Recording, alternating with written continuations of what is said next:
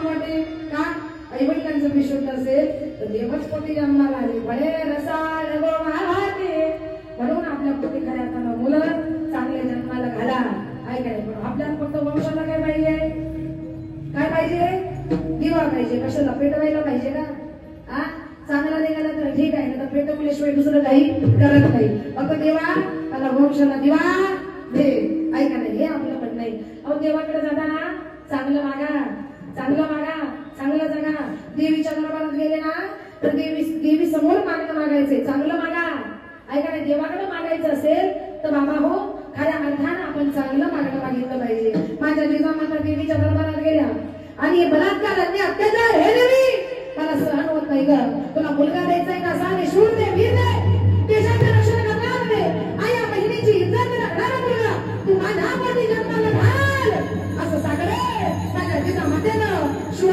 देवीच्या पायथ्याशी असलेल्या शिवनेरीच्या पायथ्याशी असलेल्या शिवाई देवीला या ठिकाणी म्हटलं होतं माझ्या जिजामाता रोज देवीच्या मंदिरामध्ये जायच्या आणि देवीला जाऊन सांगायच्या दारुगड बाई आता दारुगड बाई दारुगड बाई आता दारुगड बाई आता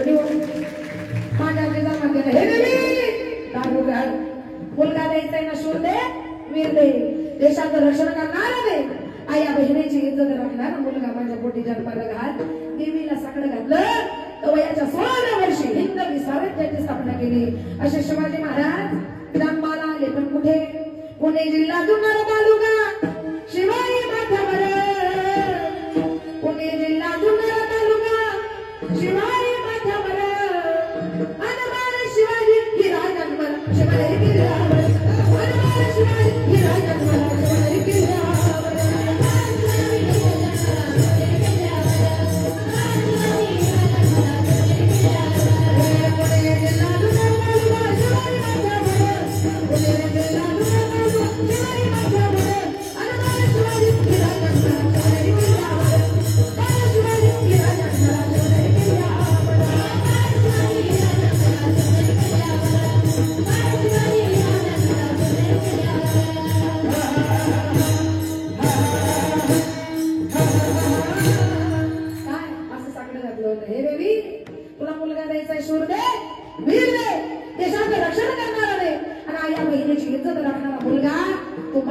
जन्माला घाल आणि तुम्हालाही सांगते माता हो वाज राहिला तरी चालेल पण खायला काळ आणि होईला कळते ना माझी भाषा वाज राहिला तरी चालेल पण खायला काळ आणि होईला भार असे पोरं जन्माला घालायचे मुलं जन्माला घालायचे पण कसे कसे जननी जने सोबत जने दाता बनिया छो जननी जने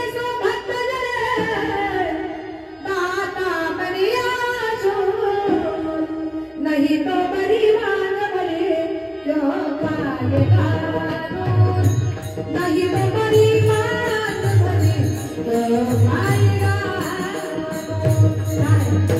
कबीर दादा म्हणतात जननी जने सो भक्त जने दाता बने या शूर नहीं तो परिवार भले क्यों खाएगा म्हणून मुलं चांगले जन्माला घाला माझ्या राजांसारखे जिचं मंदिर देवीनं चांगलं घातलं आणि मुलगा चांगला जन्माला आला पुत्र देवा देवा पुत्र देवा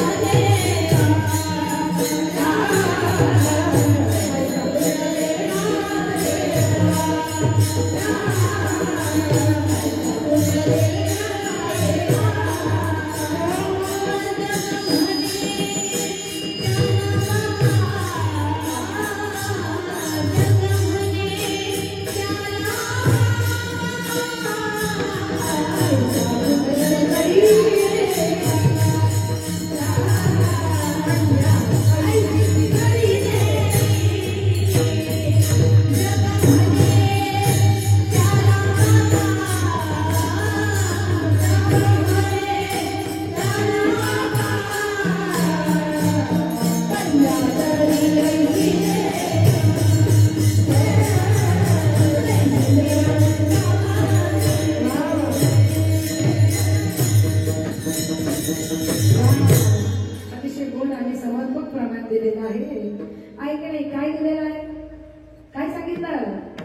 ऐसा पुत्र देगा देवा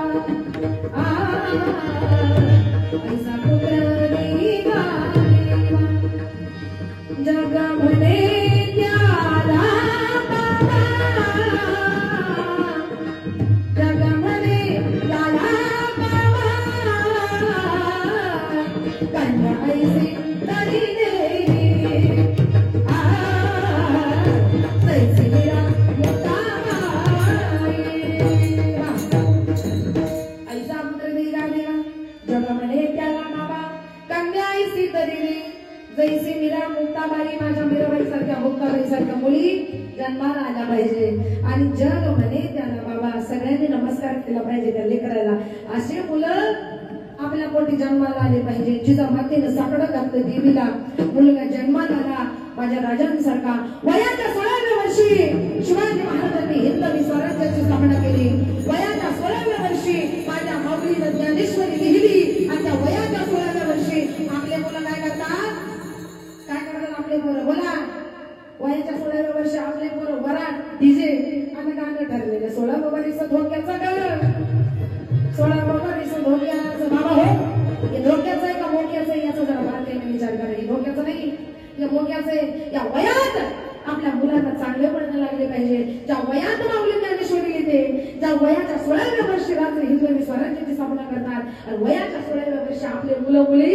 जरा काय करतात याचा जरा बारकाईनं विचार करा याचा जरा बारकाईनं विचार करा म्हणून सांगते मुलं जन्माला आले पाहिजे माझ्या राज्यासारखे फुकट माझ्या राज्याचं नाव सगळं महाराष्ट्रभर गाजत नाही आता आरमान चाललाय किंवा पाहिलं आता आरमान चाललाय किंवा पाहिलं हे तरी स्वराज्य सत्ता चालले त्यासाठी जिजाऊचा आशीर्वाद पाहिले जिजाऊचा आशीर्वाद पाहिले जिजाऊचा नवदा कलम नवदा कायदा तरी सुखी होती प्रजा नवदा कलम नवदा कायदा तरी सुखी होती प्रजा कारण सिंहासनावर होता माझा शिव छत्रपती राजा सिंहासनावर होता माझा शिव छत्रपती राजा बसल्याशिवाय धार नाही तलवारीच्या पात्याला बसल्याशिवाय धार नाही तलवारीच्या पात्याला शिवाजी राजांशिवाय पर्याय नाही महाराष्ट्राच्या मातीला शिवाजी राजांशिवाय पर्याय नाही महाराष्ट्राच्या मातीला एका वाक्यात सांगते शिवाजी महाराज कोणाला म्हणायचं बारकाई नाही का कारण आपले मुलं असे जन्माला आले पाहिजे म्हणून सांगते 65 किलोची तलवार बघून त्याचं नाव येसाजी पण आगार चतुर्श्रेष्ठ झुलेला तो त्याचं नाव नाही हात तुटला नाही लढत तो त्याचं नाव नाही आज आपण जेवढं उडवून राहिलं त्याचं धरण त्या कसाद चतुर्थ स्वामीला करतो त्याचं नाव संताज झाल्या भागाला उभा भरतो त्याचं नाव संभाज आणि सगळ्यांना एकत्र घेऊन तो हिंदवी स्वराज्याची स्थापना करतो त्याचं नाव शिवाजी त्याचं नाव शिवाजी त्याचं नाव शिवाजी कोणाच्या जन्माला कोणासारखे माझ्या राजासारखे म्हणून पहिला मानाचा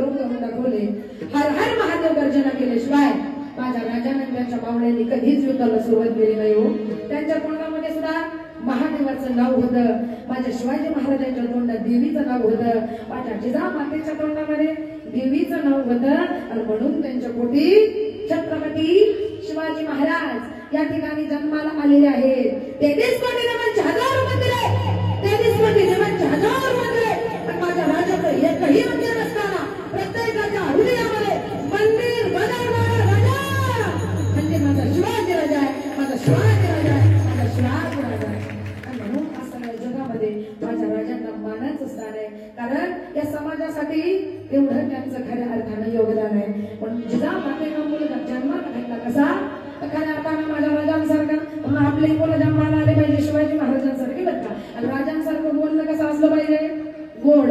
पण आपले तोंड कधी गोड बोलत नाही, आपले तोंड कधी चांगले बोलणार नाही. एखाद्याचं नाव जर बाळासाहेब असलं तर आपण काय म्हणणार, अरे बा बाळाच म्हणणार खरे. एखाद्याचं नाव बाळासाहेब असलं तर आपण बाळच म्हणणार. बोलायला तोंड दिले, चांगलं बोला ना, बिघडतं कुठं. एखाद्याचं नाव असतं छान संतोष तर आपण काय म्हणणार, संध्याच म्हणणार. वा खरे.